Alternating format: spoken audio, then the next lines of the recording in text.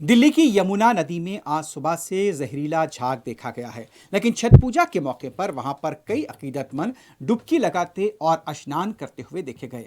उनका भी यही कहना था कि हम क्या करें, मजबूरी है। सुबह के अव्वलीन सातों में सर्द मौसम के दौरान जहरीले झाग में यहां पर ये खवातीन स्नान करती हुई नजर आईं।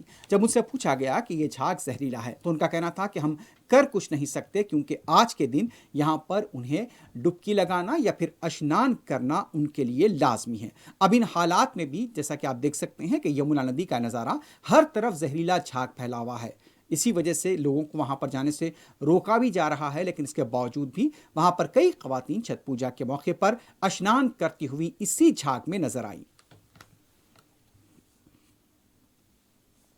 पानी तो यहाँ का बहुत गंदा है, लेकिन यहाँ पे ये भी मजबूरी है हम लोग का, छठ पूजा में नहाना पड़ता है, इसलिए हम लोग यहाँ पे नहाने आए हैं। मैं भी चाहती हूँ कि थोड़ा ये जमुना जी साफ कराए सरकार ने भी, तो इसलिए अभी तो नहा रहे हैं। अभी 1 घंटे से मैं घूमते घूमते देख रही हूँ, फिर मजबूरी है इसीलिए नहा रहे हूँ हम सब जा रहे हैं नहाने के लिए।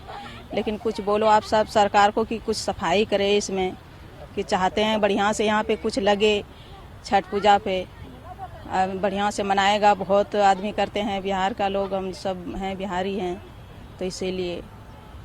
यमुना नदी में आज काफ़ी ज़्यादा झाग भी हैं। आज ज़्यादा बहुत झाग भी है, एकदम बहुत सारे गंद हो रहा है, पूरा एकदम जंगल है, इधर उधर घास पतार बहुत है।